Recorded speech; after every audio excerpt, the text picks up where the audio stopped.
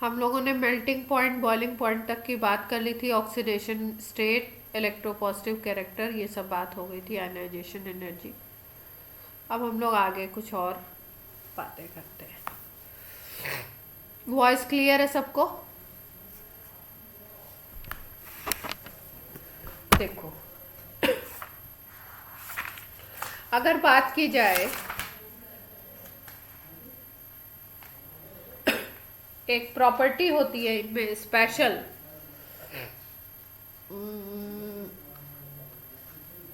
इसको बोलते हैं हम लोग फ्लेम कलरेशन।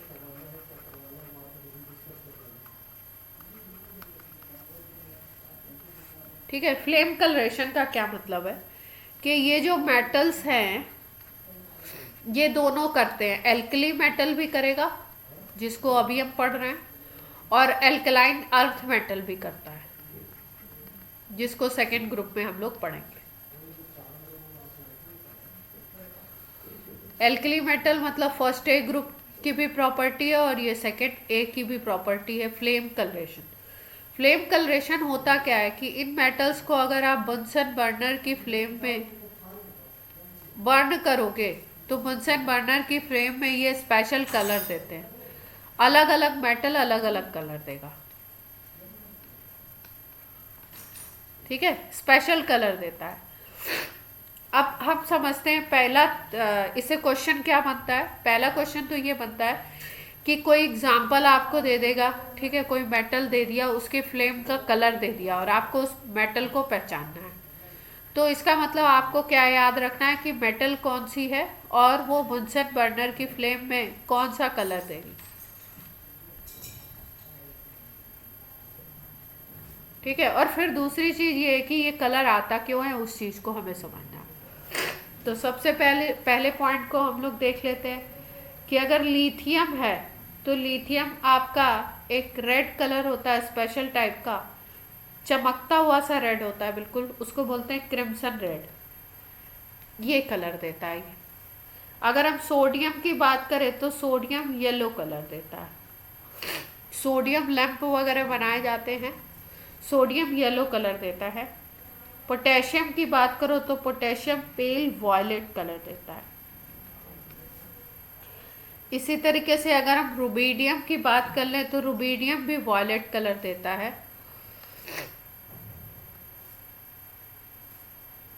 रुबीडियम की बात करें आरबी की तो आरबी भी वॉयलेट कलर देगा आपका। और अगर हम लास्ट वाले की बात करें सीजियम की तो ये कलर देता है ब्लूइश। ठीक है, तो अगर देखो तो ये कुछ मिलते जुलते से कलर हैं, पेल वॉयलेट, वॉयलेट, ये दोनों तो बिल्कुल ही मिलते जुलते हो गए, ब्लूइश हो गया। लेकिन लिथियम देता है आपका क्रिम्सन रेड और सोडियम देता है येलो कलर। तो एक क्वेश्चन तो आपका इससे फ्रेम हो सकता है कि कौन सा मेटल किस उसमें बुनसन बर्नर फ्लेम में कौन सा कलर देगा। उसके बाद सेकंड ये चीज है कि भाई क्या रीजन है क्यों कलर आता है।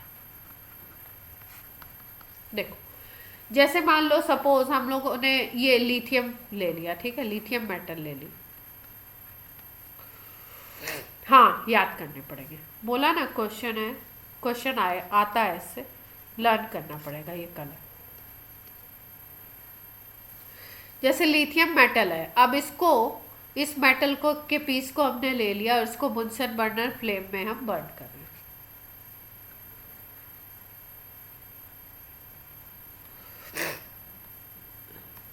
तो हम देखते हैं कि ये क्रिम्सन रेड कलर दे रहा है। ठीक है, फ्लेम से जो कलर प्रोड्यूस होगा वो किस तरीके का कलर लगेगा, जो फ्लेम निकलेगी वो किस तरीके की लगेगी, क्रिम्सन रेड।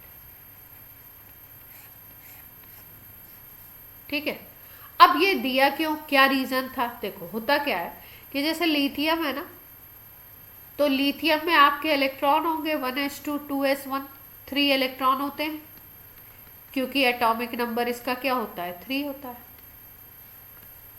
ठीक, अब इसमें फर्स्ट शेल है,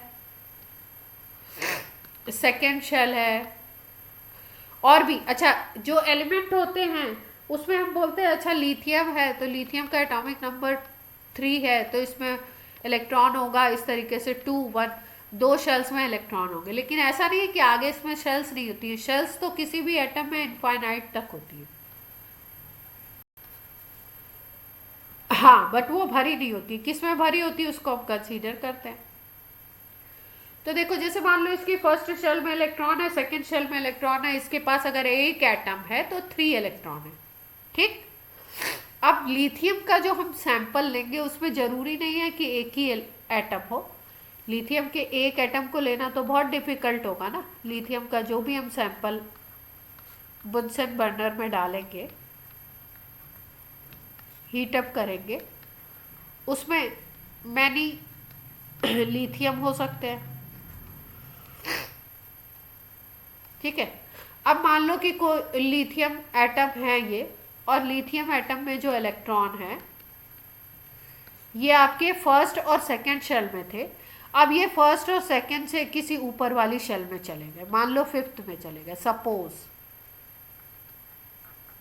ये कहाँ पे इलेक्ट्रॉन चला गया? फिफ्थ में चला गया। क्यों गया? एक्साइटेड हो गया इलेक्ट्रॉन और फिफ्थ शेल में चला गया। तो क्यों एक्साइटेड हुआ? क्योंकि बुनसन बर्नर की फ्लेम में हमने हीटअप किया। अच्छा, हीटअप करने से एनर्जी मिल जाती है इलेक्ट्रॉन को। एनर्जी मिलती है इलेक्ट्रॉन को तो हीट एनर्जी मिलेगी, तो इलेक्ट्रॉन के उसके एक्साइट हो जाएंगे, उस एटम के एक्साइट होंगे तो लोअर एनर्जी लेवल से हायर में जाएंगे। लोअर एनर्जी लेवल से कहाँ जाएगा? हायर में जाएगा।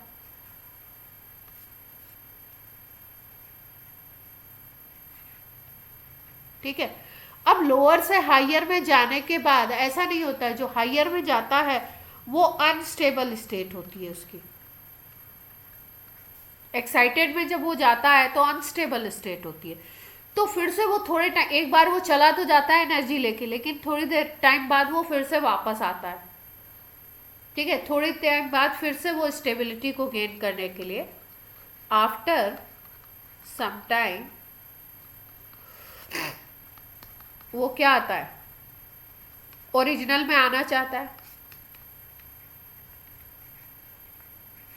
और जब ओरिजिनल शेल में वो आना चाहता है तो क्या करता है? कोई भी चीज़ अगर हायर से लो में आएगी तो वो एनर्जी को एमिट करता है अपने अंदर से। और ये जो एनर्जी को वो एमिट करता है, ये एनर्जी अगर विजिबल रेंज में आती है, स्पेक्ट्रम के विजिबल रेंज में अगर आ गई, तो विजिबल ही तो हमारे आईज से दिखता है ना। विजिबल रेंज में अगर वो है तो आईज से हमें दिखेगा। और वो कैसा दिखता है? लिथियम के केस में वो कैसा दिखता है? Crimson red. क्लियर हो गई बात कि कलर आया क्यों? तो क्या रीजन बताएंगे कि कलर इसलिए आया कि भाई जब उसको फ्लेम में आप हीटअप करोगे तो हीट एनर्जी उसको मिलेगी, एटम्स के इलेक्ट्रॉन एक्साइट होंगे, लोअर एनर्जी लेवल से हायर एनर्जी लेवल में जाएंगे। लेकिन एक्साइटेड लेवल जो होता है उसमें वो अनस्टेबल होते हैं, तो थोड़े टाइम बाद स्टेबिलिटी के लिए फिर से वापस आना चाहते हैं लोअर शेल में। और उसमें आने के लिए वो क्या करते हैं? एनर्जी अपने अंदर से एमिट करते हैं। और वो एनर्जी अगर विजिबल रेंज में फॉल करती है, विजिबल रेंज की होती है, तो हमें वो एक कलर दिखाई देता है, एक कलर हमें पता लगता है, जो कि लिथियम के केस में कैसा दिखता है हमको? Crimson red. क्लियर? हाँ।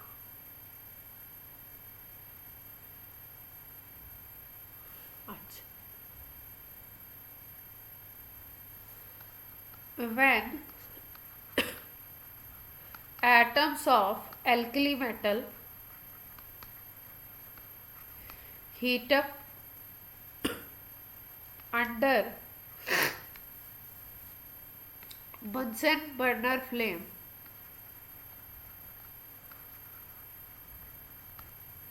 electrons get excited and goes to higher energy level which is unstable,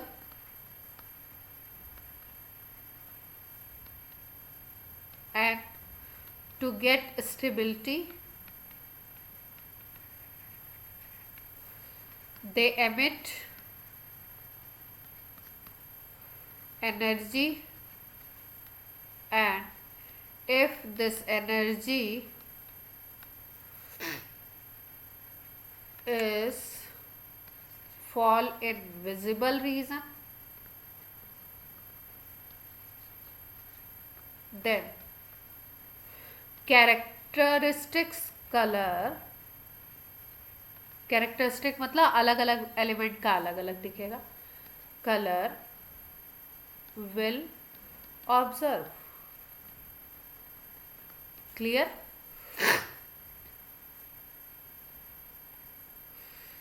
ठीक। Atom, Bunsen burner, excited atom, excited electron emit energy,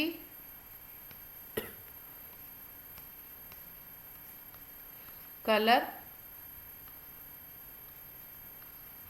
C नहीं, एनर्जी एमिट करेगा एक्साइटेड इलेक्ट्रॉन फिर से स्टेबल होने के लिए, तब कलर दिखाई देगा हमें। ठीक। अब ये बात है कि भाई अलग अलग क्यों दे रहे हैं, लिथियम दे रहा है क्रिम्सन रेड, सोडियम ने येलो क्यों दिया?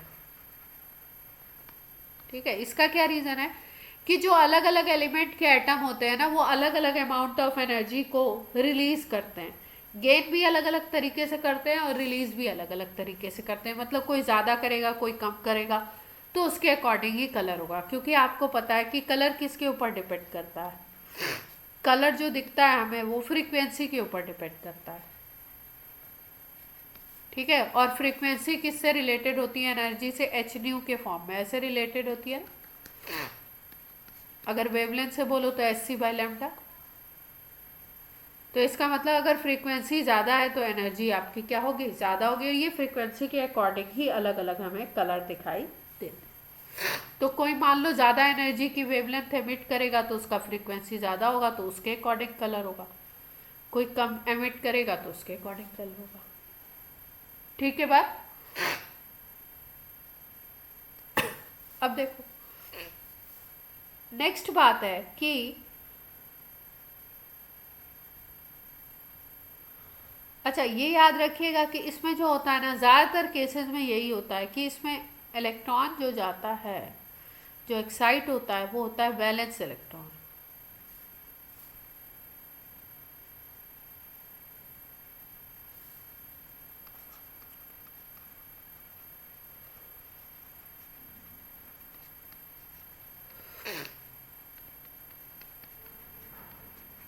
इस पॉइंट को याद रखिए, वैलेंस इलेक्ट्रॉन जो बाहरी शेल का होगा वो एक्साइट।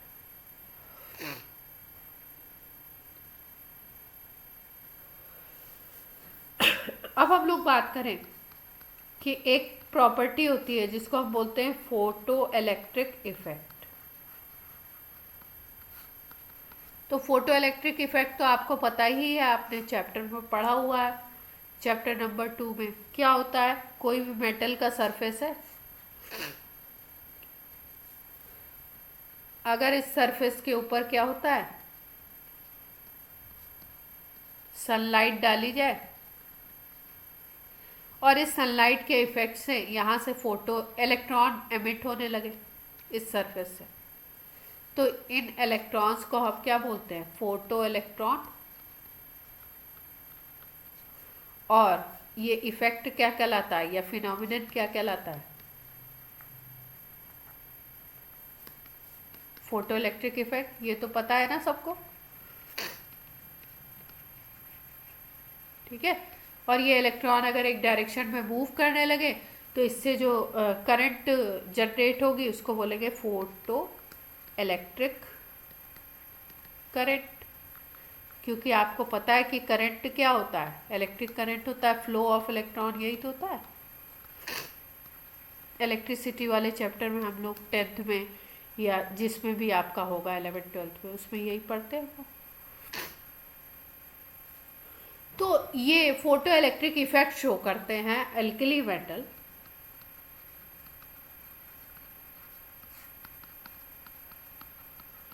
और कौन सा मेटल आपका सबसे ज़्यादा शो करता है उसकी अगर हम बात करें तो उसमें सबसे ज़्यादा जो शो करने वाला है वो सीजियम होता है।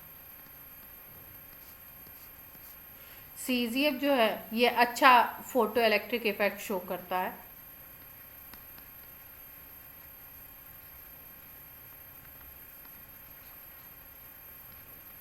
इसीलिए इसको हम लोग फोटो शेल्स में यूज़ करते हैं।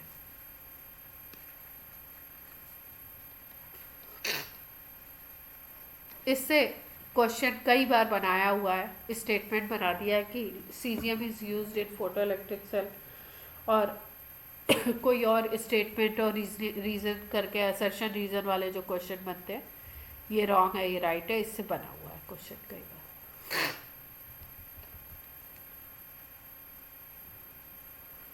फोटो सेल्स या आप बोल सकते हो सोलर सेल्स भी बोल सकते हो। फोटो का मतलब होता है सनलाइट की बात हो रही है, सोलर मतलब भी सनलाइट की बात, दोनों टर्म एक ही है। अब देखो नेक्स्ट जो आपका बात है वो किसकी बात हो रही है, लैटिस एंथैल्पी की। तो लैटिस एंथैल्पी था क्या? लैटिस एंथैल्पी था कि मान लो कोई कंपाउंड है, सपोज ये mx, ये सॉलिड है, इसका आपने 1 मोल ले लिया और इसको आप ब्रेक करने की कोशिश कर रहे हो m+ गैसियस और x- गैसियस में। ठीक है, जैसे हम लोगों ने बॉन्डिंग में NaCl के लिए लिखा था, ये Na+ गैसियस में ब्रेक हो जाता है, Cl- गैसियस में ब्रेक हो जाता है, और ये सॉलिड है और अगर ये 1 मोल है तो जितनी भी एनर्जी की आपको रिक्वायरमेंट है इसको बनाने के लिए, तो उस एनर्जी को हम लोग बोलते हैं लैटिस एंथैल्पी, Le बोलते हैं। क्लियर है इतनी बात?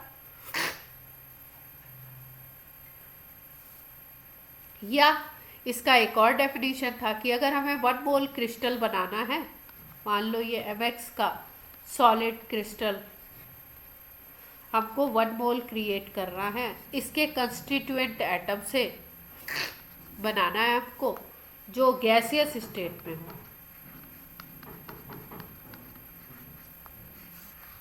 ठीक है, ये अगर हमने 1 मोल फॉर्म कर लिया तो इसमें जो एनर्जी रिलीज होगी, क्योंकि जब भी कभी बॉन्ड बनता है तो उसमें एनर्जी रिलीज होती है, तो उसको बोलेंगे लैटिस एंथैल्पी।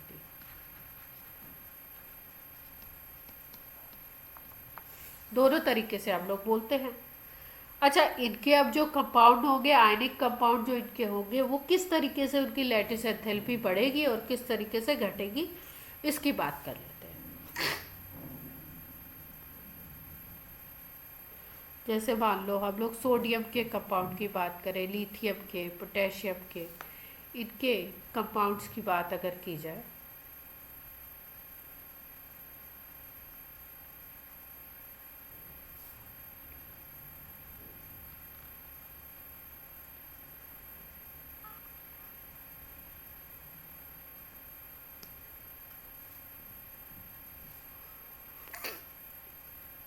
सपोज मान लीजिए हम कंपेयर करना चाहते हैं लैटिस एंथैल्पी को, LiCl ले लिया हमने, NaCl ले लिया, KCl ले लिया, RbCl ले लिया और CsCl ले लिया, सबका क्लोराइड ले लिया, लिथियम का भी, सोडियम का भी, पोटेशियम का भी, रुबिडियम का भी, सीजियम का भी। तो हम बोल समझना चाह रहे हैं कि क्या इसमें लैटिस एंथैल्पी का ऑर्डर क्या होगा। लैटिस एंथैल्पी से ऐसे ही क्वेश्चन आते हैं, किसका कम किसका ज़्यादा, ऑर्डर बना के दे दिया जाएगा और कौन सा करेक्ट है कौन सा इनकरेक्ट है, इस तरीके के क्वेश्चन बनेंगे। तो देखो, अगर LiCl को देखो तो LiCl किससे बना हुआ है, Li+Cl- से, ये बना है Na+Cl- से, ये बना है K+Cl- से, ये बना हुआ आपका Rb+Cl- से, और ये बना हुआ आपका CS+Cl-, इससे बने हुए सब। अच्छा, जब कंपेयर करना होता है तो जो कॉमन फैक्टर होता है उसको हम हटा देते हैं। तो इसमें अगर हम देखें तो कॉमन फैक्टर ये है भाई, नेगेटिव वाला आयन तो सेम है, एनायन सेम है सब में, Cl-। कैटायन कौन सा है, देखो Li प्लस है, Na प्लस है, Ka प्लस है, Rb प्लस है, Cs प्लस है। अगर हम देखें इनको तो साइज क्या होगा इनका, बढ़ता जाएगा कि कम होगा, इधर लेफ्ट टू राइट। कैटायन के साइज को अगर देखो तो लेफ्ट टू राइट कैटायन का साइज बढ़ रहा है या कम हो रहा है?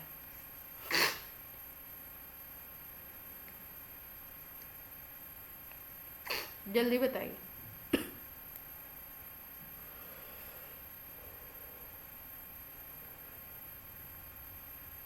साइज साइज पूछ रही हूँ, लेफ्ट टू राइट ये आयंस का साइज बढ़ रहा है या कम हो रहा है? साइज बढ़ रहा है, क्यों? क्योंकि शेल्स बढ़ रहे हैं। यहाँ पे 2 शेल थे, यहाँ पे आपके फिर 3 हो गए, फिर इस तरीके से पोटेशियम में 4 हो जाएंगे, रुबीडियम में 5 हो जाएंगे, सीजियम में आपके 6 शेल्स हो जाएंगे। ठीक, तो शेल नंबर बढ़ रहा है, इसका मतलब एटॉमिक साइज तो बढ़ रहा है, आयनिक साइज तो बढ़ रहा है,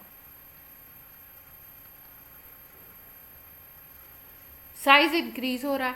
ठीक है, अगर साइज इंक्रीज होता है, ठीक, और उनका चार्ज सबका सेम है, देखो यहाँ भी +1 है, यहाँ भी +1 है, यहाँ भी +1 है, मतलब चार्ज में भी कोई डिफरेंस नहीं है। ये वाला फैक्टर कॉमन था ही, इसको हटा दिया पहले ही हमने।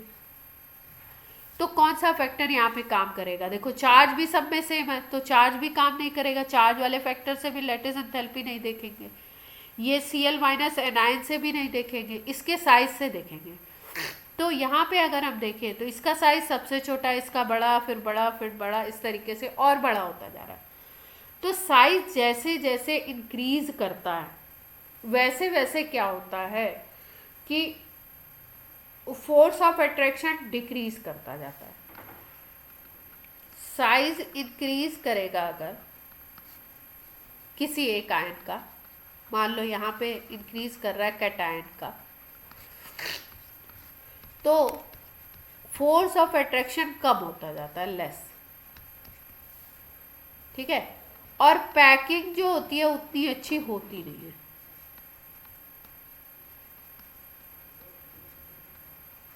देखो कैसे समझते हैं, जैसे मान लो ये लिथियम था और ये इसके साथ क्लोराइड था।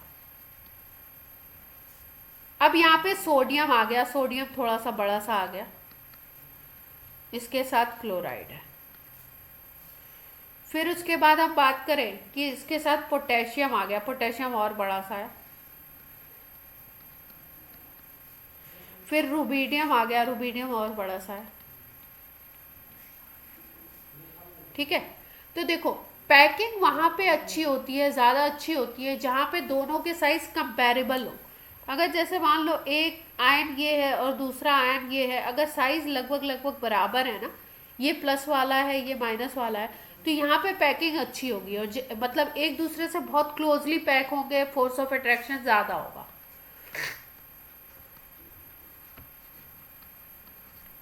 फोर्स ऑफ अट्रैक्शन जब भी हाई होता है तो लैटिस एंथैल्पी, मतलब उनका जो लैटिस बनेगा वो भी कॉम्पैक्ट बनेगा। लैटिस का मतलब होता है क्रिस्टल, जैसे मान लो किसी का क्यूबिक क्रिस्टल होता है इस तरीके का, मान लो क्यूबिक क्रिस्टल है किसी का। क्रिस्टल कई तरीके के होते हैं, बहुत सारे शेप्स होते हैं, अभी एक ऐसा एक एग्जाम्पल आपको बता रही हूँ। तो क्यूबिक क्रिस्टल में क्या होगा कि हो सकता है कि आपका जो कैटायन हो वो बीच की पोजीशन लेता हो और एनायन जो हो यहाँ पे हो, इसके पॉइंट्स पे। अगर इस तरीके की सिचुएशन है और इसमें इन दोनों के साइज अगर कंपैरेबल हैं, कंपैरेबल का मतलब अगर साइज लगभग लगभग बराबर हैं, आस पास हैं, मतलब एक दूसरे में बहुत ज़्यादा डिफरेंस नहीं है, तो ये एक दूसरे से पैक स्ट्रक्चर बनाते हैं। क्रिस्टल खूब अच्छा पैक होता है, मतलब इसमें जो खाली स्पेस होते हैं वो बहुत कम होते हैं, वॉइड बहुत कम होता है। लैटिस एंथैल्पी हाई होगी, वॉइड्स क्या होंगे, लेस होंगे। लेकिन अगर कोई भी ऐसा केस हमको देखने को मिलता है जिसमें दोनों के साइज में बहुत ज़्यादा डिफरेंस आएगा, तो वो एक दूसरे को पैक नहीं कर पाएंगे, वो अच्छे तरीके से एक दूसरे को कॉम्पैक्ट पैकिंग वहाँ पे नहीं होगी, और कॉम्पैक्ट पैकिंग नहीं होती है तो लैटिस एंथैल्पी लो हो जाती है। ठीक है, तो साइज में अगर बहुत डिफरेंस है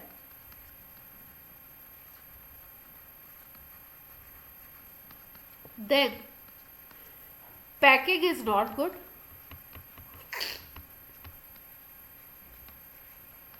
and lattice enthalpy is low. तो यहाँ पे क्या होता है कि जैसे जैसे आप लिथियम से लेकर के आगे की तरफ बढ़ते हो, यहाँ साइज बढ़ता जाता है। Cl का साइज उतना ही है, लिथियम से फिर सोडियम साइज बढ़ा, फिर पोटेशियम बढ़ा, फिर रुबीडियम बढ़ा, फिर सीजियम बढ़ा, साइज एक का कंटिन्यूसली बढ़ रहा है, पॉजिटिव वाले का। तो साइज बढ़ने की वजह से पैकिंग अब उतनी अच्छी नहीं हो पाएगी। जब इधर से इधर तक आप जाओगे तो पैकिंग मतलब पुअर होगी, और पुअर पैकिंग जब होती है तो लैटिस एंथैल्पी डाउन होती है। तो साइज बढ़ रहा है तो इधर क्या होगा, लैटिस एंथैल्पी डिक्रीज करेगी।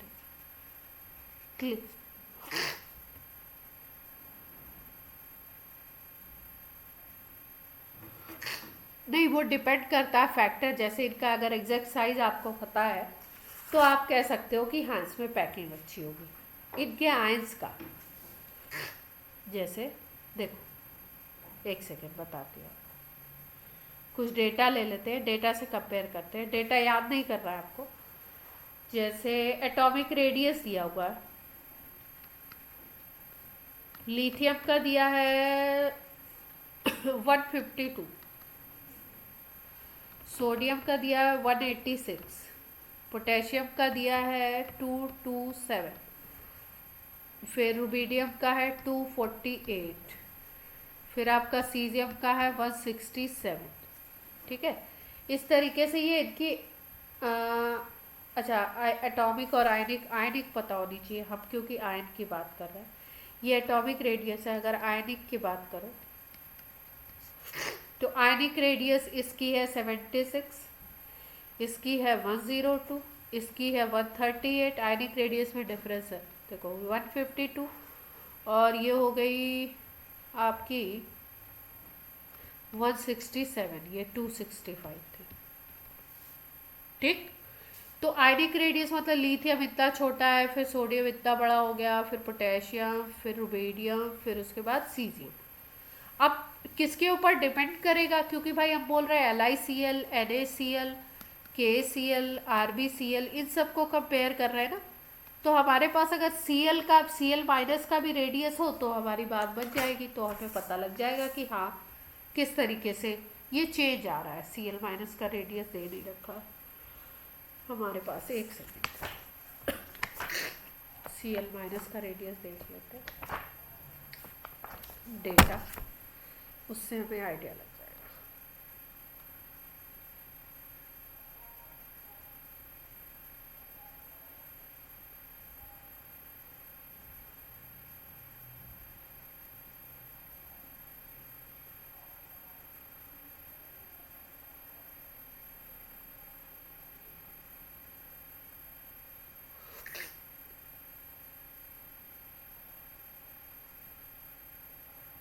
Cl माइनस का रेडियस दिया हुआ 170,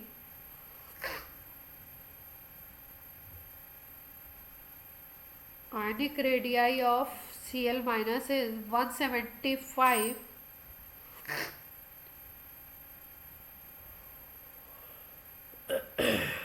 181 दिया हुआ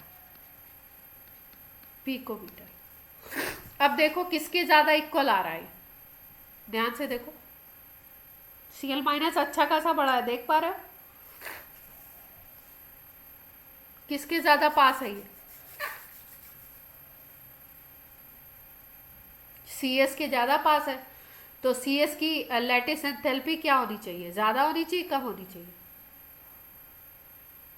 ज़्यादा होनी चाहिए। इस रूल के अकॉर्डिंग तो की पैकिंग अच्छी होती है ना, अगर कंपैरेबल होंगे तो पैकिंग अच्छी होगी। ठीक है, लेकिन यहाँ पे ऐसा नहीं होता है। यहाँ पे क्या होगा, लैटिस एंथैल्पी डिक्रीज करती है। देखो किस तरीके से, इसका अगर हम डेटा यूज़ करें, यहाँ पे 802 था, यहाँ पे 758 हो गया, यहाँ पे 681 हो गया, यहाँ पे 660 हो गया, यहाँ पे 618 हो गया। देखो सबसे बड़ा किसका डेटा आ रहा है, सबसे बड़ा डेटा किसका दिख रहा है हमें, CSCL का दिख रहा है, लेकिन इसका थोड़ा सा चेंज दिख रहा है ना, LICL का। LICL का डेटा देखो सबसे ज़्यादा दिख रहा है 802, फिर 758 हो गया, फिर 681 हो गया, फिर 660 हो गया, फिर 618 हो गया। तो यहाँ पे क्या है कि आपको CSCL का सबसे अच्छा पैकिंग दिख रहा है, सबसे अच्छा आयन मतलब आयनिक क्रिस्टल होगा ये। ठीक है, तो डाउन द ग्रुप जब हम जाते हैं तो जनरल ट्रेंड क्या याद रखना है, अगर आपका एनायन सेम है, कैटायन का चार्ज सेम है, तो कैटायन का साइज अगर बढ़ेगा तो लैटिस एंथैल्पी डिक्रीज करेगी। यही देखने को हमें मिल रहा है। यहाँ से यहाँ तक लैटिस एंथैल्पी अगर देख लो तो क्या होनी चाहिए, यहाँ से यहाँ जाओ डिक्रीज हो रही है, फिर उसके बाद फिर यहाँ थोड़ा सा इंक्रीज, फिर यहाँ पे डिक्रीज, फिर यहाँ पे डिक्रीज। तो ओवरऑल में अगर देखो तो ओवरऑल में डिक्रीज ही दिखाई दे रहा है। 681, 660, फिर 618, यहाँ पे थोड़ा सा अलग अलग चीज़ें।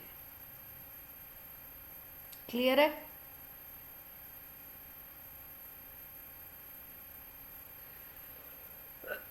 ये 758 और इसमें हमें याद रखना पड़ेगा कि NaCl की का डेटा, बाकी तो सब डिक्रीज दिखाई दे रहा है।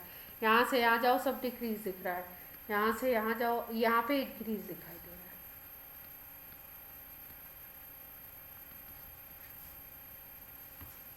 ठीक है, अब देखो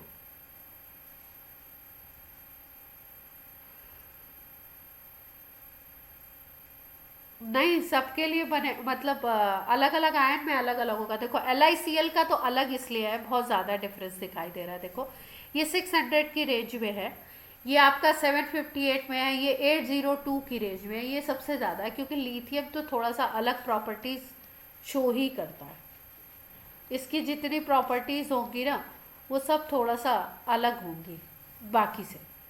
लेकिन यहाँ पे अगर देखो तो यहाँ पे अकॉर्डिंग टू रूल यहाँ पे क्या होना चाहिए था, यहाँ से डिक्रीज होके यहाँ, यहाँ से डिक्रीज होके और, तो यहाँ पे तो डिक्रीजिंग दिखाई दे रहा है, लेकिन यहाँ पे डिक्रीजिंग नहीं दिखाई दे रहा है, यहाँ पे इसके ज़्यादा है। ठीक है, NaCl की पैकिंग बहुत अच्छी होती है, इसीलिए ये जो सॉल्ट होता है कॉमन सॉल्ट, इसको हम लोग अच्छा क्रिस्टल मानते हैं।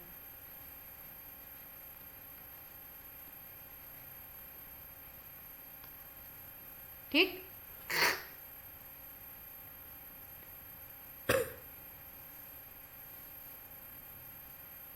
अब देखो जैसे मान लो हमारे पास ये एग्जांपल आ जाए, NaF, NaCl, NaBr, NaI, यहाँ पे देखना है। यहाँ पे अब देखो ये तो कॉमन हो गया, कॉमन फैक्टर को देखते नहीं, Na प्लस हो गया सब में। अब यहाँ पे देखो F माइनस होगा, Cl माइनस होगा, Br माइनस होगा, I माइनस होगा। अगर साइज देखे जाए तो F माइनस सबसे छोटा है, फिर Cl माइनस होगा, फिर Br माइनस, फिर I माइनस, साइज तो ये होगा।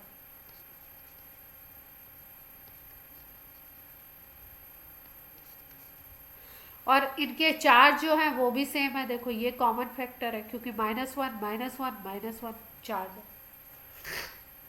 तो यहाँ से अगर देखा जाए कि लैटिस एंथैल्पी क्या होनी चाहिए, सोडियम तो सब में ही है, सोडियम प्लस तो सब में है, तो किस तरीके की पैकिंग है, इसका एनायन का साइज बढ़ता जा रहा है। जब एनायन का साइज भी बढ़ता है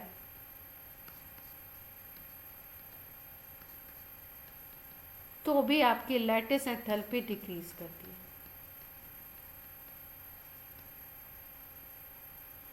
जैसे इसका भी डेटा अगर हम लोग देखें तो इसका डेटा भी यहाँ पे मैंने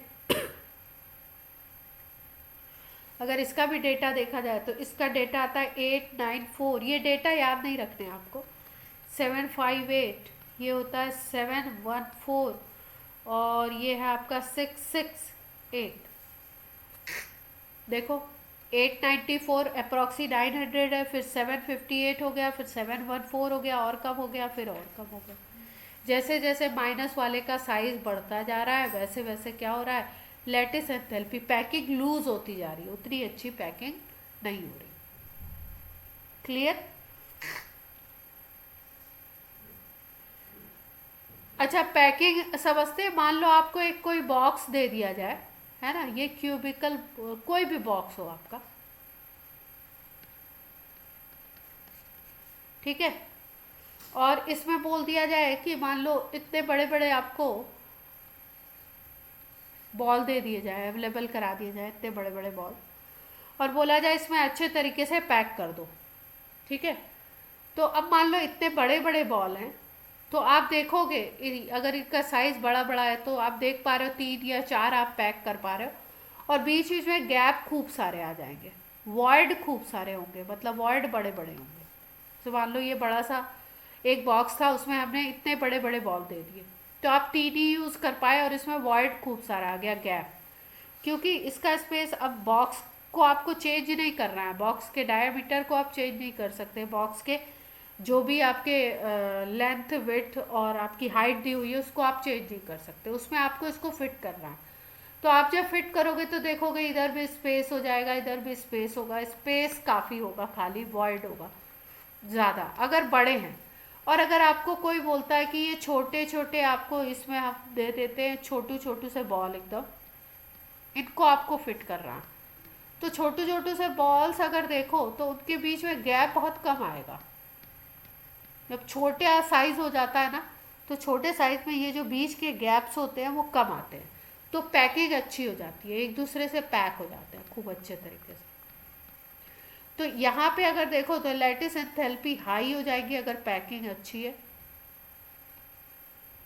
और अगर पैकिंग पुअर है, वॉइड ज़्यादा है, वॉइड मोर, पैकिंग पुअर, तो बोलते हैं कि लैटिस एंथैल्पी डाउन हो जाएगी। ठीक है, क्लियर होती है बात?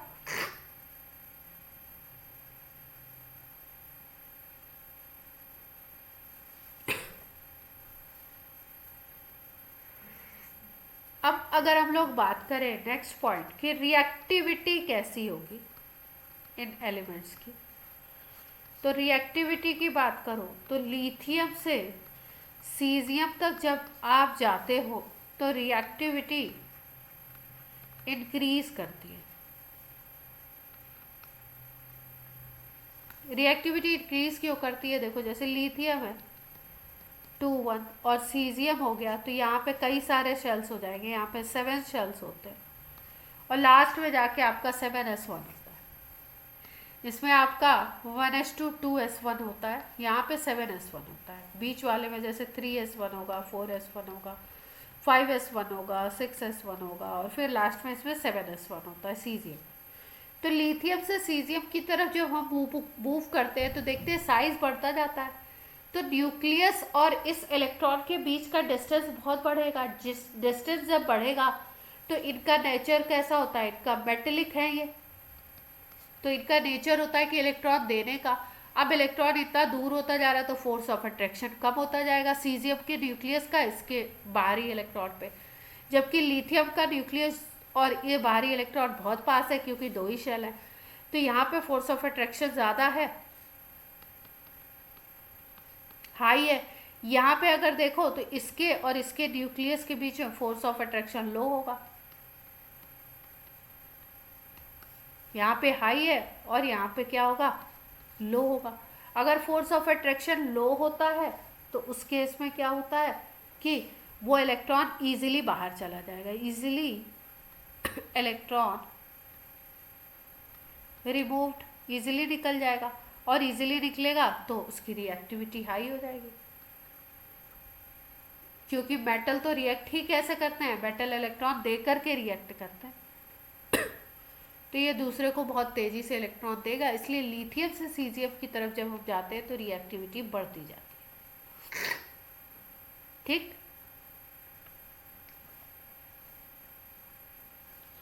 अब रिएक्टिविटी की बात कर रहे हैं तो किससे किससे किस तरीके से रिएक्ट करके कौन कौन से एलिमेंट क्या क्या बनाएंगे। सबसे पहले है टूवर्ड्स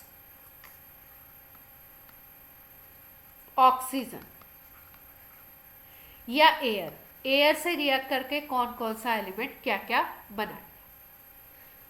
ये मेटल जो होते हैं ये ऑक्सीजन से रिएक्ट करके एल्कली मेटल ये आपका बनाते हैं ऑक्साइड M2। फिर ये मेटल ऑक्साइड अगर मॉइस्चर मिल जाए उसको, एयर में ऑक्सीजन भी हो सकता है भाई, एयर में मॉइस्चर भी हो सकता है, आपको पता है कभी कभी मॉइस्ट एयर होती है, मॉइस्चर अगर इसको मिल जाता है तो इसका ये जो ऑक्साइड होता है ये ऑक्साइड बेस बना लेता है, एल्कली बना लेता है। और अगर कहीं एयर में इस एल्कली को मिल गया CO2 गैस, एयर में भाई CO2 गैस भी होती है,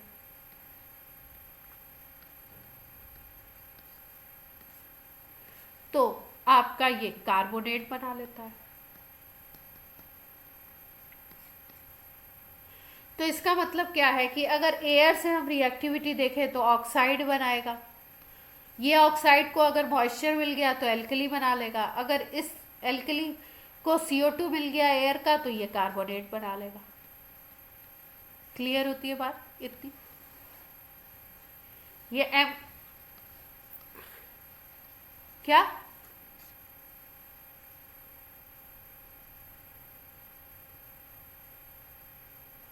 हाँ हाँ हाँ, पहला रिएक्शन ये, दूसरा ये, तीसरा, सीरीज हो गई ना। ठीक है, या मान लो आप इस मेटल का ऑक्साइड लेते हो कहीं से ये बना नहीं, एयर से रिएक्ट करके नहीं बना, बट अगर मेटल का ऑक्साइड लेते हो कहीं से भी तो वाटर से, एयर के मॉइस्चर से रिएक्ट करेगा तो ये बनाएगा। ठीक। अब देखो एक क्वेश्चन बहुत ज्यादा आता है आजकल, बहुत पूछा जा रहा है कि ऑक्सीजन जो एयर का है इससे रिएक्ट करके क्या क्या बना रहे हैं। तो इसमें हम लोग याद रखेंगे कि जो शुरू के एलिमेंट हैं जैसे लिथियम है, तो लिथियम बनाता है ऑक्साइड। सोडियम की अगर बात कर लो तो सोडियम जो होता है ये परऑक्साइड बनाता है। और इसके नीचे वाले जो एलिमेंट हैं रुबिडियम हो गया, पोटेशियम हो गया और सीजियम हो गया, ये जो तीनों हैं ये आपके बनाते हैं सुपर ऑक्साइड।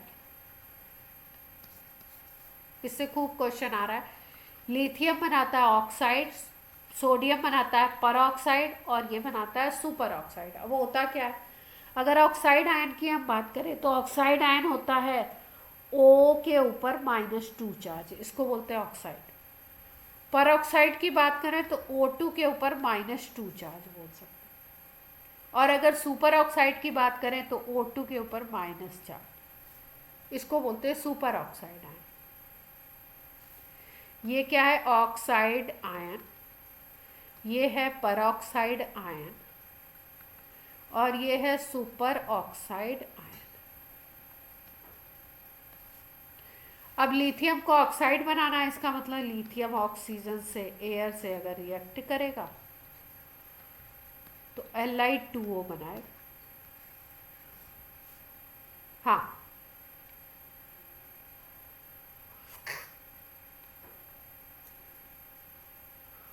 हाँ एक्सप्लोसिवली रिएक्ट करता है, पर करता तो है ना। क्वेश्चन ये आता है कि बनाता क्या है, लिथियम क्या बनाएगा, सोडियम क्या बनाएंगे, पोटेशियम क्या बनाएगा, रुबिडियम सीजियम क्या बनाएंगे। तो लिथियम अगर ऑक्सीजन, एयर की ऑक्सीजन से रिएक्ट करेगा तो Li2O बनाएगा ऑक्साइड। अगर अब बात करें सोडियम की तो सोडियम रिएक्ट करता है तो परऑक्साइड बना देता है Na2O2, इसको परऑक्साइड बोलते हैं। ये है आपका लिथियम ऑक्साइड, ये है सोडियम परऑक्साइड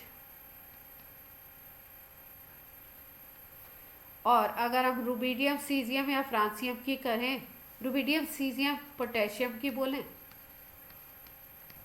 तो ये ऑक्सीजन से रिएक्ट करके सुपर ऑक्साइड बनाते हैं। जैसे ये KO2 बनाएगा, ये RbO2 बनाएगा, ये बनाता है CSO, सुपर ऑक्साइड बोलते हैं। Potassium super oxide, rubidium super oxide and caesium super oxide. Clear?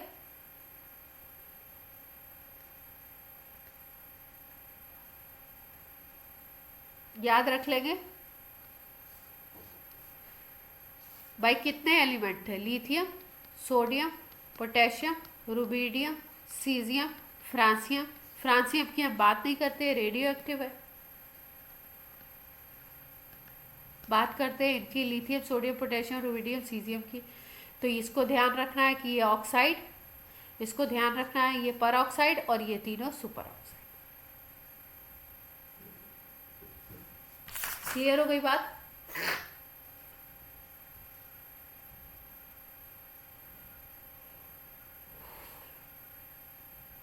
अब अगर वाटर से रिएक्ट करा दो तो वाटर से कैसे रिएक्ट करेगा?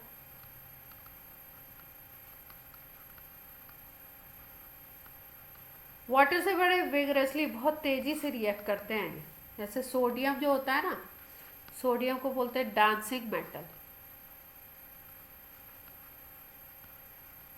सोडियम को अगर उठाओ, सोडियम के पीस को लैब में लो अगर आप, और छोटे से टुकड़े को इसको सिंक में डाल दो, ये टैप है आपका, यहाँ पे आपने सोडियम डाल दिया, तो आप देखोगे कि बड़ी तेजी से रिएक्ट करता है और ऐसे ऐसे घूमता रहेगा यहाँ पे। इसीलिए इसको बोलते हैं डांसिंग मेटल। एक्सोथर्मिक रिएक्शन होता है।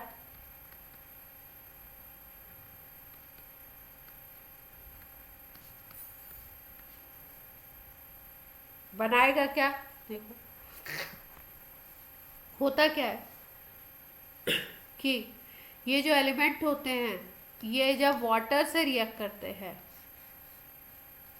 तो वाटर से रिएक्ट करने के बाद ये M+OH- बना लेते हैं और हाइड्रोजन गैस रिलीज करते हैं। और हाइड्रोजन गैस जो होती है ना, इसमें आग बहुत तेजी से लगती है, इजीली कैच फायर, बहुत तेजी से आग लग जाती है। इसलिए सोडियम को जैसे ही आप सिंक में डालते हो, तो सोडियम को आपने सिंक में डाला, सिंक में अगर थोड़ा सा भी वाटर कंटेंट है तो ये सोडियम क्या होगा, वाटर से रिएक्ट करके M+OH-, ये सोडियम अगर है तो ये वाटर से रिएक्ट करेगा, सोडियम प्लस OH- और H2 बनाएगा, हाइड्रोजन गैस। और ये जो हाइड्रोजन गैस जो इसके और इसके रिएक्शन से प्रोड्यूस होती है हाइड्रोजन, ये एयर की प्रेजेंस में बर्न होने लगती है, और क्या होता है, इसमें आग लग जाता है। हाँ, इसीलिए ऐसा बोला जाता है कि ये जो मेटल्स होते हैं ये एयर के एक्सपोजर में नहीं रखे जाएंगे। इनको अगर आपको रखना है तो वाटर में डिप करके आप नहीं रख सकते हो, इनको केरोसिन ऑयल में प्रिजर्व करके रखा जाता है। लैब वगैरह में अगर हम देखें तो सोडियम को केरोसिन ऑयल में प्रिजर्व करते हैं, प्रिजर्व्ड इन केरोसिन ऑयल।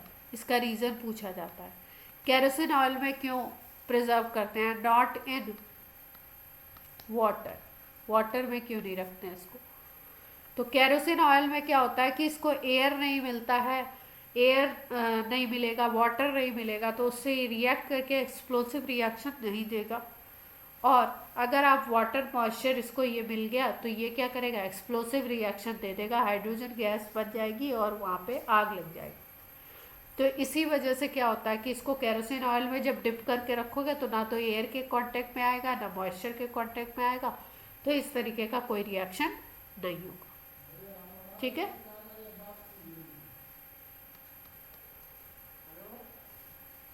ठीक है। तो क्या करना होता है, टू प्रिवेंट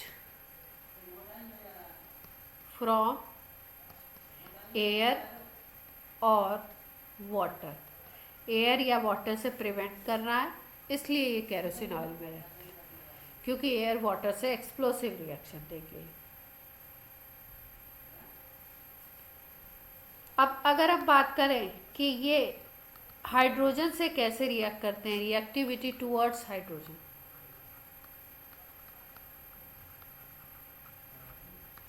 अच्छा, एयर से रिएक्शन था या ऑक्सीजन से रिएक्शन था, वहाँ पे हमने पढ़ तो लिया कि ये कोई ऑक्साइड बनाएगा, कोई सुपर ऑक्साइड, और कोई एक स्पेशल भी याद रखेंगे, लिथियम में एक स्पेशलिटी होती है। लिथियम क्या करता है, क्योंकि आपको पता है कि एयर में नाइट्रोजन भी होती है, एयर में ऑक्सीजन भी होता है, एयर में CO2 भी होता है, एयर में अदर गैसेस भी होती है, मिक्सचर है ना ये। तो लिथियम, केवल लिथियम, ओनली Li में केवल ये प्रॉपर्टी है, ओनली लिथियम नाइट्रोजन से भी रिएक्ट करता है, और नाइट्रोजन से रिएक्ट करके लिथियम का नाइट्राइड बनाता है। नाइट्राइड बोलते हैं इसको, याद रखेंगे। ये अलग प्रॉपर्टी हो गई लिथियम की, ये लिथियम का नाइट्राइड बनाता है Li3n।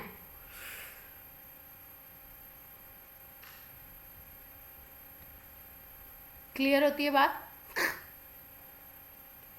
तो ऑक्साइड तो बनेगा ही बनेगा, लिथियम का ऑक्साइड तो बनेगा ही बनेगा, लिथियम का और क्या बनेगा, नाइट्राइड भी बनेगा अगर एयर से रिएक्ट कराओ। अब हम बात कर रहे हैं कि हाइड्रोजन से कैसे रिएक्ट करेंगे ये मेटल्स।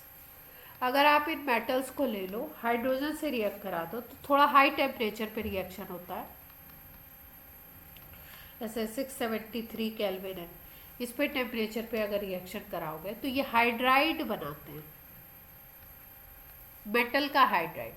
जैसे मान लो सोडियम है, तो सोडियम हाइड्रोजन से रिएक्ट करेगा 673 केल्विन पे, तो ये सोडियम का हाइड्राइड बना।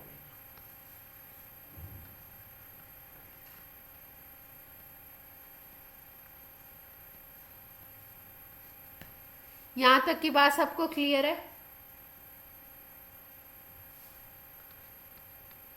लिथियम थोड़ा सा हाई, लिथियम भी हाइड्राइड बनाता है लेकिन थोड़ा सा हाई टेम्परेचर, टेम्परेचर थोड़ा हाई हो गया देख रहे हैं, ये भी हाइड्राइड बनाता है LiH।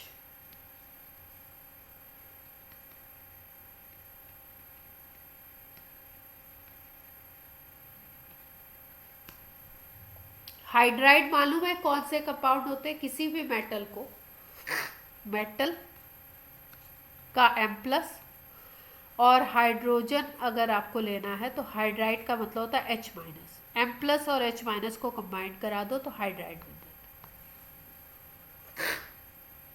ठीक है, या आप बोल सकते हो किसी का भी हाइड्राइड अगर बोल रहे हैं, मेटल का, नॉन मेटल का, किसी का भी, तो हाइड्राइड का मतलब होता है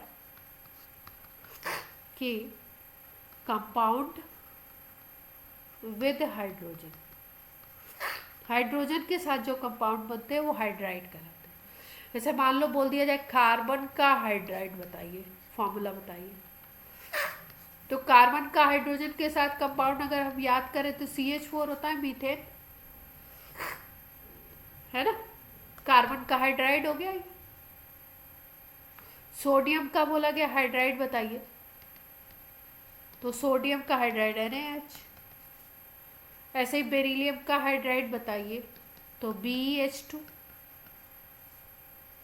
ऐसे ही बोरॉन का अगर बोला जाए हाइड्राइड तो BH3 होता है।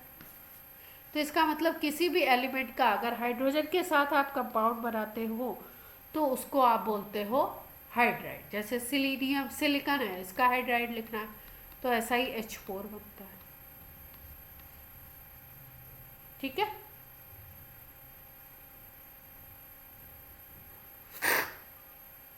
तो ये हाइड्रोजन से रिएक्ट करके हाइड्राइड बनाते हैं।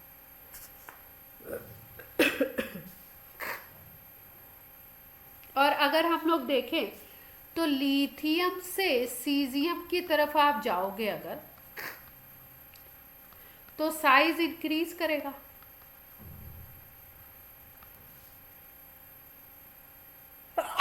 इसीलिए अगर हाइड्राइड की बात करें तो लिथियम से सीजियम, मतलब लिथियम का हाइड्राइड हो गया, सोडियम का हाइड्राइड हो गया, पोटेशियम का हाइड्राइड हो गया, फिर आपका रुबीडियम का हो गया हाइड्राइड, फिर सीजियम का हाइड्राइड हो गया। इनके हाइड्राइड्स की अगर सबकी बात करो तो यहाँ से यहाँ तक अगर आप जाते हो तो इनका साइज बढ़ता जाता है पॉजिटिव का, तो कैटायन का साइज बढ़ता है। इसकी वजह से क्या होता है कि स्टेबिलिटी इनकी डिक्रीज होती है।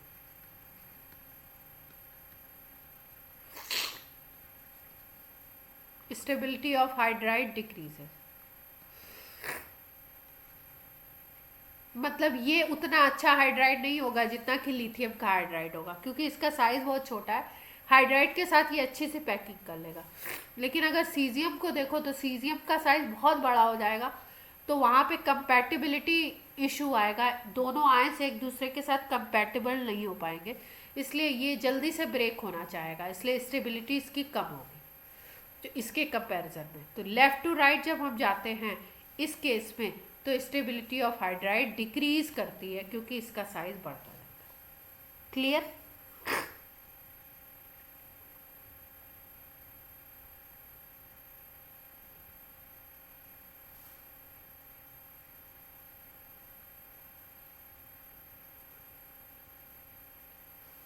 अब हम लोग अगर बात करें कि इनके अगर रिएक्टिविटी देखी जाए टूवर्ड्स हैलोजन, तो हैलोजन से भी ये रिएक्ट करते हैं। हैलोजन का मतलब है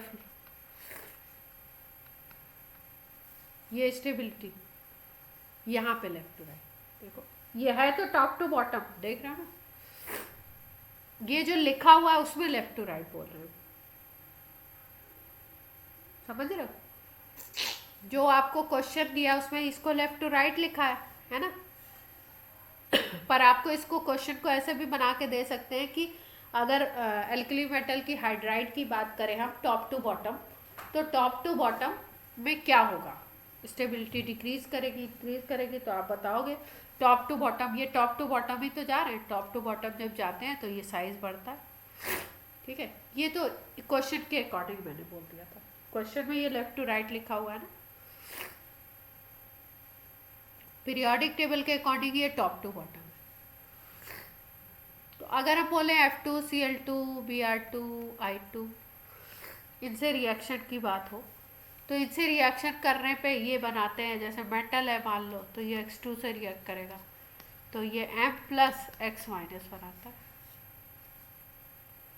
मतलब जैसे मान लो Na ले लिया, Cl2 से रिएक्ट करेगा तो NaCl बना लिया। फ्लोरीन के रिएक्शन ज़्यादातर लेते नहीं क्योंकि फ्लोरीन के रिएक्शन एक्सप्लोसिव होते हैं, ये सब रिएक्शन कंसीडर किए जाते हैं। ठीक है, अब जितने भी हैलाइड बनते हैं, जैसे मान लो कि हम बात करें लिथियम का क्लोराइड ले लिया, सोडियम का क्लोराइड ले लिया, पोटेशियम का क्लोराइड ले लिया, रुबीडियम का क्लोराइड ले लिया, सीजियम का क्लोराइड ले लिया, सबका क्लोराइड ले लिया। ठीक है, तो लिथियम को अगर देखो तो इसमें एक स्पेशल, ये सब आयनिक है, ये सारे क्लोराइड आयनिक होते हैं, मतलब किससे बना होगा Na+Cl-, K+Cl-, Rb+Cl-, ये CS+Cl-, आयनिक का मतलब यही होता है। लेकिन अगर हम बात करें LiCl की, तो LiCl में कोवेलेंट कैरेक्टर बहुत ज़्यादा होता है, covalent character is high, covalent character बहुत ज़्यादा होता है। ठीक है, अब ये कोवेलेंट कैरेक्टर ज़्यादा आता क्यों है, अगर हम देखें तो कोवेलेंट कैरेक्टर में फाइंस रूल में हमने पढ़ा था कि अगर कोई आयन ऐसा हो जो माइनस वाले को ज़्यादा पोलराइज कर दे तो वहाँ पे कोवेलेंट कैरेक्टर आ जाता है। तो Li+ का क्या होता है कि साइज बहुत छोटा होता है, दूसरा Li+ की अगर बात करो तो इसकी पोलराइजिंग पावर, ये पॉइंट याद रखेंगे, पोलराइजिंग पावर हाई होती है। पोलराइजिंग पावर का मतलब है कि जो एनायन इससे जुड़ा हुआ है, ये Li+ है, ये Cl माइनस है। ये Cl माइनस का जो इलेक्ट्रॉन क्लाउड होगा ना, इसको इसको बीच में लाने का इसमें कैपेसिटी बहुत अच्छी है। तो अगर इलेक्ट्रॉन क्लाउड यहाँ पे बीच में आ जाता है, बल्ज आउट हो जाता है, तो इसी को तो हम कोवेलेंट कैरेक्टर बोलते हैं। तो ये सबसे अच्छा Li प्लस Na प्लस के plus Rb plus Cs plus सब में अगर देखें तो सबसे अच्छी पोलराइजिंग पावर Li प्लस की होती है। इसीलिए लिथियम का क्लोराइड जो होगा वो कैसा होगा, कोवेलेंट कैरेक्टर का होगा। बाकी सबके क्लोराइड जो होंगे वो आयनिक होंगे। क्लियर?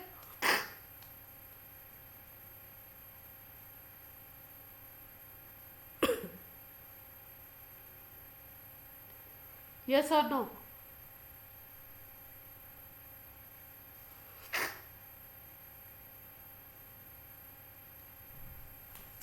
अब अगर हम बात करें एक पॉइंट और है जिसमें हम लोग का क्वेश्चन फ्रेम होता है।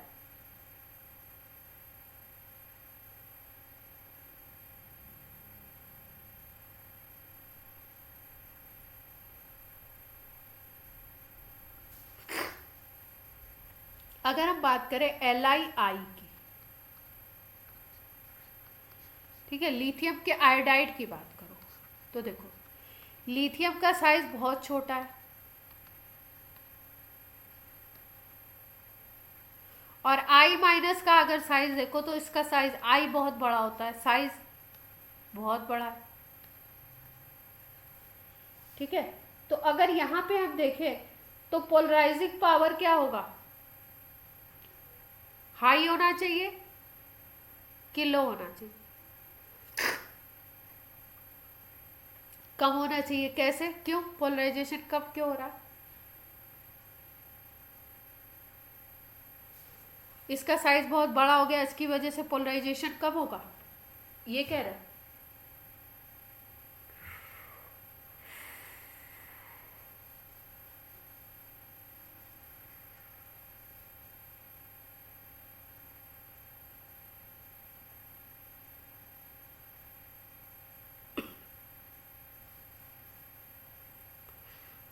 देखो क्वेश्चन क्या है, क्वेश्चन पे ध्यान देते हैं। क्वेश्चन है LiCl is covalent but Lii is ionic, why, क्या रीजन है? Lii आपका आयनिक है और LiCl जो है वो कोवेलेंट।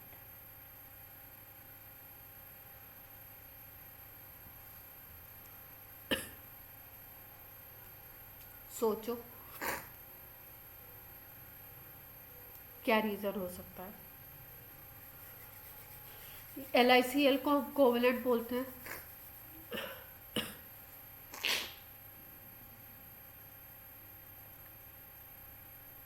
क्या हम कह सकते हैं कि लेस कोवेलेंट, ऐसा भी बोल सकते हैं।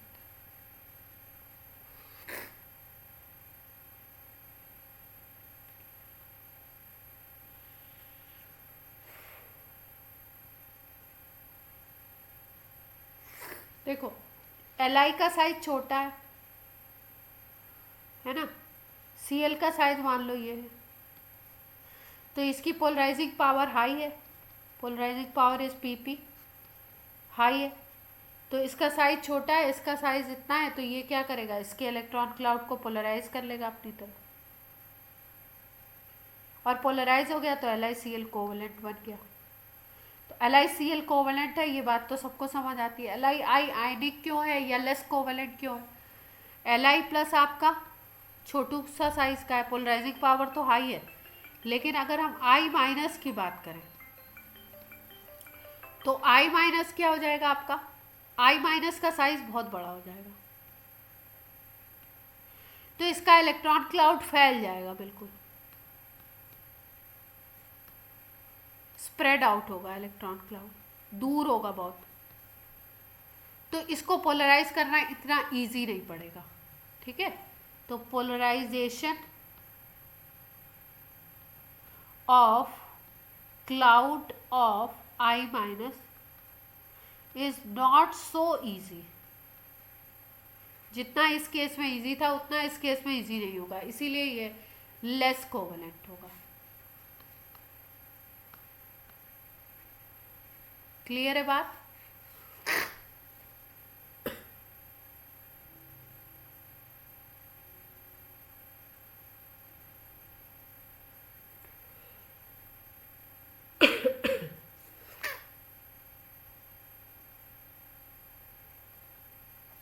अब अगर हम बात करें, एक और टॉपिक है, इससे बनाते हैं क्वेश्चन। क्वेश्चन क्या बनाते हैं?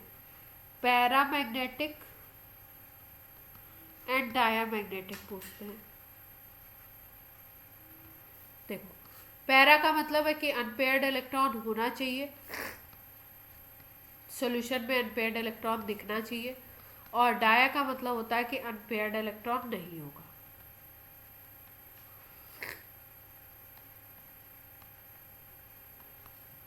ठीक है, तो टॉपिक क्या है, पहले टॉपिक को समझते हैं। देखो, एल्कली मेटल को ले लो,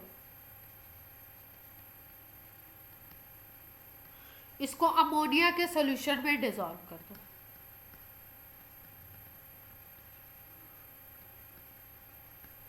जब अमोनिया के सॉल्यूशन में इसको डिसॉल्व करते हैं हम लोग, तो हम लोग देखते हैं अमोनिया के सॉल्यूशन में डिसॉल्व होने के बाद ये बनाता है अमोनिएटेड कैटायन और अमोनिएटेड इलेक्ट्रॉन, और ये अमोनिएटेड इलेक्ट्रॉन अनपेयर्ड फॉर्म में घूमते रहते हैं सॉल्यूशन में, तो इसलिए ये सॉल्यूशन होता है पैरामैग्नेटिक। क्वेश्चन आपसे पूछा जाता है कि सोडियम का अगर अमोनिया में सॉल्यूशन बनाओ तो वो पैरामैग्नेटिक किस वजह से होता है, तो आप क्या बताएंगे कि जब इस सोडियम को हम डिसॉल्व करते हैं अमोनिया सॉल्यूशन में, तो ये अमोनिएटेड कैटायन और आपका अनपेयर्ड इलेक्ट्रॉन फॉर्म करता है, जिसको हम बोलते हैं अमोनिएटेड इलेक्ट्रॉन, और इस अनपेयर्ड इलेक्ट्रॉन की वजह से ये कैरेक्टर शो करता है पैरामैग्नेटिक। जैसे मान लो हमने ले लिया सोडियम, तो ये सोडियम X+Y NH3 मॉलिक्यूल से एडअप होगा और बनाता क्या है, sodium NH3 whole thrice whole X positive plus electron NH3 whole Y minus. इसको हम बोलते हैं अमोनिएटेड कैटायन, और ये अमोनिया के साथ जुड़ा हुआ इलेक्ट्रॉन है, इसलिए इसको हम बोलते हैं अमोनिएटेड इलेक्ट्रॉन। इसकी वजह से पैरामैग्नेटिक कैरेक्टर शो करता है। कहीं पे भी अगर सॉल्यूशन में या किसी भी जगह पे अनपेयर्ड इलेक्ट्रॉन मतलब सिंगल इलेक्ट्रॉन घूमते हुए अगर सॉल्यूशन में आपको दिखते हैं, तो वहां पे कैरेक्टर होता है पैरामैग्नेटिक। क्लियर होती है बात?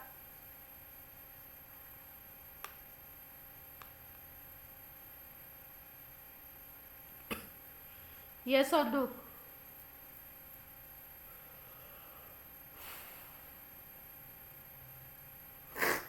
अब देखो, ये जो अमोनिएटेड इलेक्ट्रॉन है, अमोनिया से रिएक्ट करके, अमोनिया सॉल्यूशन से रिएक्ट करके बना, जिसकी वजह से पैरामैग्नेटिक कैरेक्टर दिखाई दे रहा है। इसका कलर भी पूछा जाता है, ये जो कलर देता है ये देता है blue colour. Ammoniated electron blue colour देता है, ठीक है। अमोनिएटेड इलेक्ट्रॉन पैरामैग्नेटिक होता है। दोनों पॉइंट से क्वेश्चन पूछेगा। अब इस इलेक्ट्रॉन की वजह से ब्लू कलर है, पैरामैग्नेटिक है, लेकिन अगर इसमें दूसरी कंडीशन लगा दी जाए, इसमें हम लोग क्या करें कि कंसंट्रेशन बढ़ा दें सॉल्यूशन की, सॉल्यूशन की कंसंट्रेशन अगर हम लोग हाई कर दें। अब सॉल्यूशन की कंसंट्रेशन अगर हाई कर दोगे, तो सॉल्यूशन की कंसंट्रेशन जब हम लोग हाई करते हैं ना, तो इसमें अमोनिएटेड इलेक्ट्रॉन तो बनते हैं, लेकिन उसके साथ साथ ये जो अमोनिएटेड इलेक्ट्रॉन है, ये जो इलेक्ट्रॉन है, ये वाले, ये पेयर्ड होने लगते हैं, क्योंकि हमने इसका कॉन्सेंट्रेशन हाई कर दिया। अगर इसका कॉन्सेंट्रेशन बढ़ा दो तो ये जो इलेक्ट्रॉन है ना, ये एक इलेक्ट्रॉन ये सिंगल दिखाई दे रहा है, इसी तरीके का एक और इलेक्ट्रॉन इसके पास आ जाएगा और ये पेयरिंग कर लेगा। तो अगर सॉल्यूशन की कॉन्सेंट्रेशन हम हाई करते हैं तो आप याद रखेंगे कि अमोनिएटेड इलेक्ट्रॉन गेट्स पेयर्ड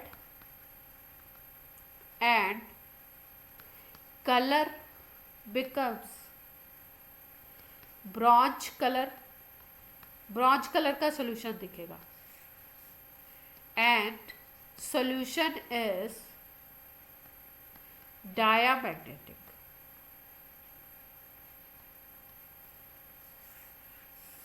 तो अगर आपसे अगर आपसे पूछा जाए कि ब्लू कलर का सॉल्यूशन, तो आप बताएंगे अमोनिएटेड इलेक्ट्रॉन के कारण, और वो अनपेयर्ड होते हैं।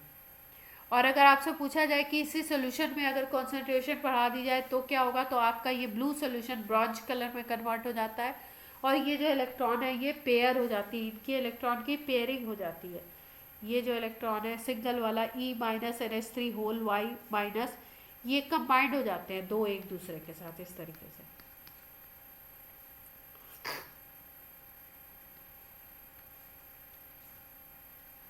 ये दो कंबाइंड हो जाएंगे और ये दो कंबाइंड होके ये दो इलेक्ट्रॉन एक दूसरे के साथ पेयर में आ जाते हैं।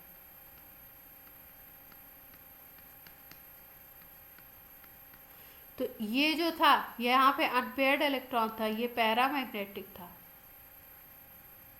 लेकिन ये जो स्पीसीज बन गई कंबाइंड होके ये बना ली डायमंड।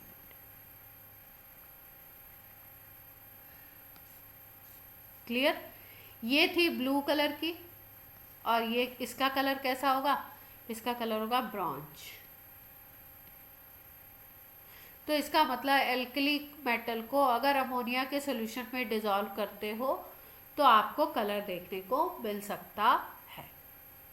क्लियर?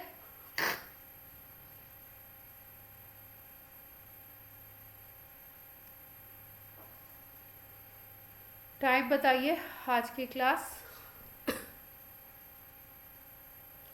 चलिए आज की क्लास हम लोग करते हैं ऑफ। ठीक है? हाँ।